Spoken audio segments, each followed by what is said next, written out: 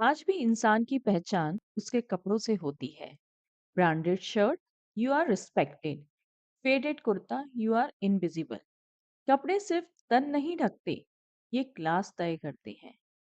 कभी कभी हम चाहते हैं कि नीचे झुककर किसी और की तकलीफ को महसूस करें, लेकिन हमारा पहनावा या यूं कहें कि सो कॉल्ड क्लास हमें रोक देती है।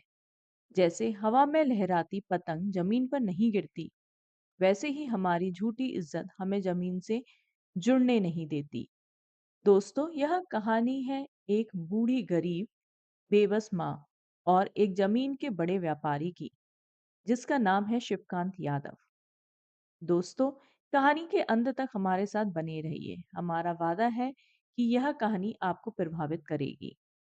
इससे पहले कि हम कहानी की ओर बढ़ें, दोस्तों हमारे चैनल को सब्सक्राइब कीजिए और कमेंट करके हमें ये बताना ना भूलिए कि यह कहानी आपको कैसी लगी। श्रीकांत यादव एक सफल बिल्डर था। ऊंची बिल्डिंग्स के बीच उसका ऑफिस था, लेकिन उसकी नजरें हमेशा खाली जमीन की तलाश में रहती थी। ऐसी जमीन जो बोलती नहीं, बस बिकती थी। उस दिन भी वह एक डील के लिए निकला था। एक पुराने बाजार के किनारे की जमीन, जहां लोग खरबूजे बेचते थे, पर वो वहां मॉल देखता था। वो एसयूवी गाड़ी से स्टाइल और घमंड में उतरता है। फाइल खोलते ही नक्शे उसकी सोच की तरह चमकने लगे। यहाँ फूड कोर्ट, वहां पार्किंग और यहाँ ब्रांडिंग स्पेस। पर तभी कुछ टूटा। एक आवाज जो किसी रेडियो से नहीं आई थी, किसी स्क्रिप्ट का हिस्सा नहीं थी। वो सिसकियां थी, एक माँ की। शिवकांत ने नजर उठाई। एक औरत थी, सिर झुका हुआ, मुंह कपड़े से ढका, कांपते हाथों में एक डलिया। उसमें कुछ खरबूजे थे और एक टूटे हुए इंसान की सांसें। कुछ लोग उसके पास खरबूजे खरीदने जाते हैं। तभी आसपास के दुकानदार लोगों को वहां जाने से रोक देते हैं। लोगों की नजरें उस पर नहीं, उसके अपराध पर थीं। बेटा मरा है और ये बाजार में बैठी है। हाय बेहया, 13 दिन का सूतक होता है और ये खरबूजे बेच रही है। दोस्तों, सूतक एक हिंदू परंपरा है, जिसके दौरान कोई भी अच्छा काम नहीं किया जाता है।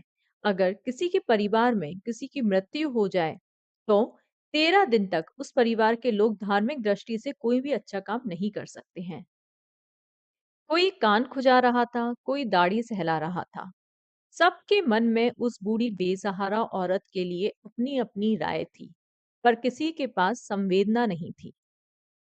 शिवकांत को पहले लगा, अगर वो उस बूढ़ी औरत के पास जाएगा तो शायद उसके हाई प्रोफाइल क्लाइंट ये सब देखेंगे, तो उसकी ये डील ना हो पाए और हो सकता है कि उसके क्लाइंट वहां से वापस चले जाएं। पर उसकी नजर उस डलिया पर अटक गई। उसमें कोई लाल खरबूजा नहीं था। फिर उसकी नजर उस बूढ़ी औरत के चेहरे पर गई, जिसमें आंसू थे, भूख थी और एक ऐसी हिम्मत जिसे उसके हाई प्रोफाइल चीजों में जगह नहीं मिलती। वह ठहर गया, अपने भीतर की बेचैनी को पहली बार पहचानने लगा। लोग उस औरत का नाम नहीं जानते थे, उसे बस खरबूजे वाली कहकर गुजर जाते थे। पर उस औरत की दुनिया एक नाम में बसी थी, किशन।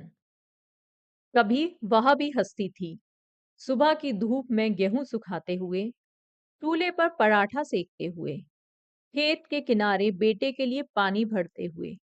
उसकी मुस्कान में सूरज सा उजाला था और हथेलियों में मिट्टी की गर्मी।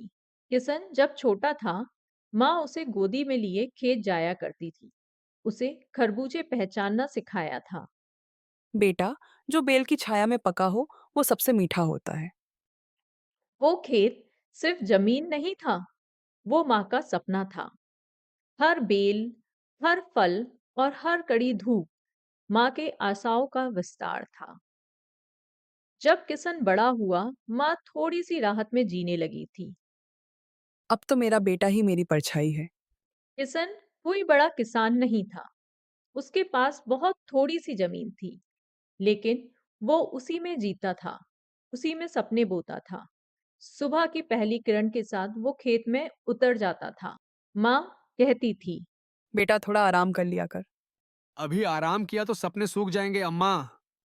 उसके हाथों में मेहनत की लकीरें थीं और आंखों में उम्मीद की चमक। हर खरबूजा जो वो तोड़ता था, उसमें वो अपने बच्चों की किताबें, पत्नी की दवा और माँ को अच्छी जिंदगी देने का सपना देखता था। फिर ऐसा क्या हुआ था 2 दिन पहले जिसने उस अम्मा के मन को दुख से भर दिया था? किशन उस सुबह रोज की तरह खेत पे गया था, पेड़ों के बीच घूमता हुआ अपने पसंदीदा खरबूजों को चुन रहा था। वही फल जिन्हें उसकी माँ बाजार में बेचती थी और जिनसे उसके सपनों की थाली भरती थी। उसने एक खरबूजा उठाया, हल्के से झटका दिया और मुस्कुराते हुए कहा था। आज अम्मा को ये वाला दूंगा, सबसे मीठा है। मिट्टी गीली थी, रात की ओस ने मिट्टी को नम कर दिया था।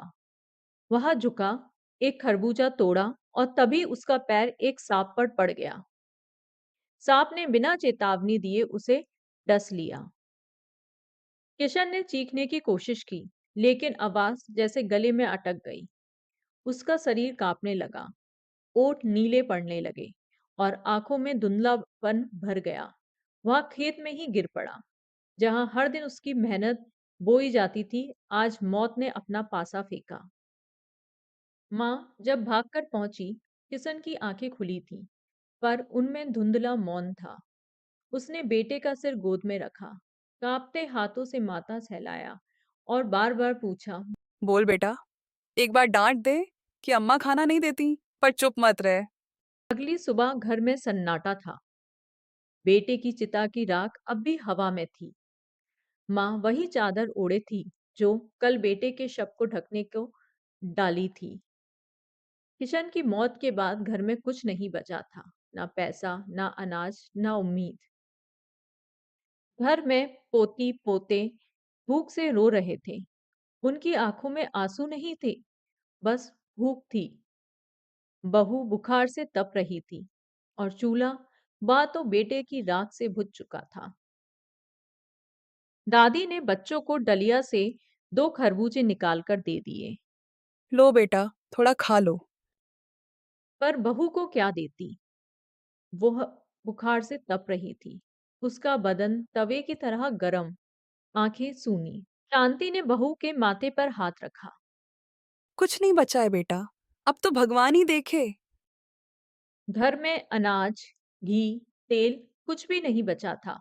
पूजा में सब चला गया था। शांति ने डलिया की ओर देखा। वह जानती थी, शोक से पेट नहीं भरता। उसने आंसू पोंछे, बेटी की डलिया उठाई, जिसमें कुछ अधपके खरबूजे थे। हर फल को माँ ने वैसे ही उठाया जैसे कोई व्यापारी नहीं, बल्कि वैसे जैसे वह बेटे की उंगलियों के निशान ढूंढ रही हो। वह जानती थी ये फल कल किशन ने छुआ था। इसमें उसकी मेहनत है, उसका सपना है और माँ की गोद की खुशबू। वो जानती थी ये खरबूजे अब सिर्फ फल नहीं है, ये उसके बच्चों की रोटी है, उसकी बहू की दवा है, उसके घर की सांसें हैं।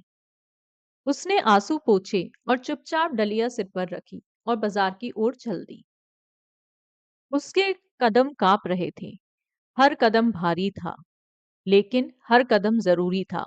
माँ का शरीर नहीं चल रहा था, उसकी हिम्मत चल रही थी। वह बाजार पहुंची और बैठ गई, खामोशी से, सिर झुकाकर। लोगों ने उसे देखा, किसी के चेहरे पर उसके लिए कोई दया या सहानुभूति नहीं थी। वह खरबूजे नहीं बेच रही थी, वह हिम्मत बेच रही थी। वह रोटी नहीं बेच रही थी, वह मातृत्व की मजबूरी का मोल लगा रही थी। किशन की चीखें जो खेत में गूंजी थी, वो अब माँ की आंखों में रह गई। वह उसे अस्पताल नहीं ले जा पाई। अब माँ के पास क्या बचा था? एक डलिया, कुछ अधपके खरबूजे और वह कपड़ा जिसमें बेटे का अंतिम स्पर्श था। कोई नहीं समझ पा रहा था, एक माँ शोक मनाने की बजाय सामान बेच क्यों रही है। पर उसे मालूम था, भूख कोई रीति रिवाज नहीं मानती, बच्चों की रुलाई धर्म नहीं पहचानती, चूल्हे की राख पूछती नहीं, क्या 13 दिन हुए? शिवकांत वहीं खड़ा था, फाइलें बंद, नजरों में उथल पुथल। उसके सामने वहां औरत थी जो जमीन पर बैठकर रो रही थी। पर शिवकांत को अब सिर्फ रोना सुनाई नहीं दे रहा था। अब उसकी आत्मा में कुछ गूंजने लगा था। उसने नजरें चुराई, जैसे आंसू उसे डरने लगा हो। उसे अपने लग्जरी जूतों का भार महसूस हो रहा था, जैसे वे उसे जमीन पर नहीं, किसी दूरी पर खड़ा रख रहे हो। लेकिन आज कोई बीते हुए दिन याद आ रहे थे। एक धुंधली सी याद, एक गांव, एक मिट्टी का घर और उसकी माँ। वो शाम जब बारिश हुई थी और उसकी माँ ने खेत की मिट्टी से गिरी धान की बालियां उठाकर आंचल में बांध ली थी। वो रात जब बुखार में तपते हुए उसने माँ से पूछा था, तू रात को क्यों नहीं सोती? और माँ ने हंसते हुए कहा था। बेटा, नींद तो सपनों की तरह होती है। पहले तेरे पेट को भरूं, फिर नींद आएगी। शिवकांत उस दृश्य से भाग चुका था। शहर की सीढ़ियां चढ़ते चढ़ते वो अपनी ही माँ को पीछे छोड़ आया था। अब इस औरत के आंसुओं में उसकी वही माँ बोल रही थी, जो कभी उसकी उंगलियों में खरबूजे का रस ढूंढती थी। उसने देखा, उस औरत ने अपना चेहरा ढका हुआ था, जैसे दुनिया के सवालों से बचना चाहती हो, और शिवकांत अपने आंसुओं से। लोग अभी उसके पास आ रहे थे, सर, लीजिंग पेपर साइन करवा लें। पर वह कुछ नहीं कह पाया। उसके मुंह से कोई शब्द ही नहीं निकल पा रहा था। सड़क के किनारे पड़े खरबूजों की गंध अब उसे मीठी नहीं लग रही थी। वो कुछ सड़ा हुआ सा एहसास था, जो आत्मा में रिस रहा था। वह जान गया था, वह जमीन तो खरीद सकता है, लेकिन उस माँ की डलिया नहीं। वह इमारत बना सकता है, पर उस आंसू को कहाँ रखेगा? शिवकांत उसके पास जाना चाहता था, बस एक क्षण बैठ जाना चाहता था। उसके पास ना कुछ पूछने के लिए, ना कुछ समझाने के लिए, सिर्फ उस खामोशी को बांटने के लिए जिसमें उसके आंसू घुल रहे थे। उसने खुद को समझाया। मेरा काम जमीन खरीदना है, भावनाएं नहीं। मेरे शब्द उसकी भूख नहीं भर सकते। पर अगर मैं उस बूढ़ी औरत के पास गया तो हो सकता है कि ये सब देखकर मेरे क्लाइंट्स अनकंफर्टेबल हो जाए। लेकिन उसका दिल कह रहा था, कम से कम उसके पास बैठ तो सकता है। कम से कम एक इंसान की तरह देख तो सकता है। शिवकांत के अंदर, उसके दिल और दिमाग के अंदर एक जंग चल रही थी। और फिर शिवकांत के कदम वापस अपनी गाड़ी की ओर चल पड़े। वो अपने क्लाइंट से मिले बिना ही वापस लौट गया। शिवकांत पूरी रात उस अम्मा के बारे में सोचता रहा।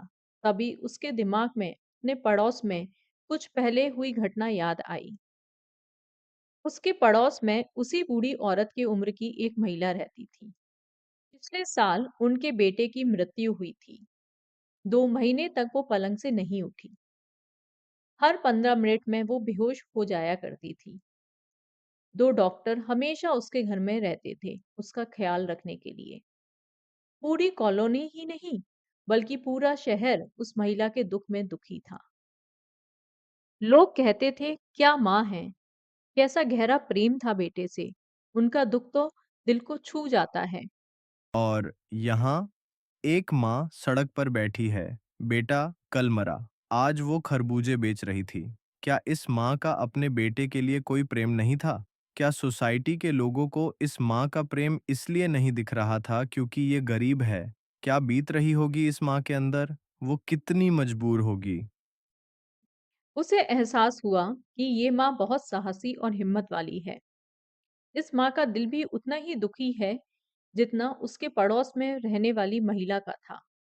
लेकिन बच्चों की भूख के आगे वो बेबस थी, और समाज की लोगों की आलोचना का सामना करती हुई भी खरबूजे बेचने को बाजार आ गई।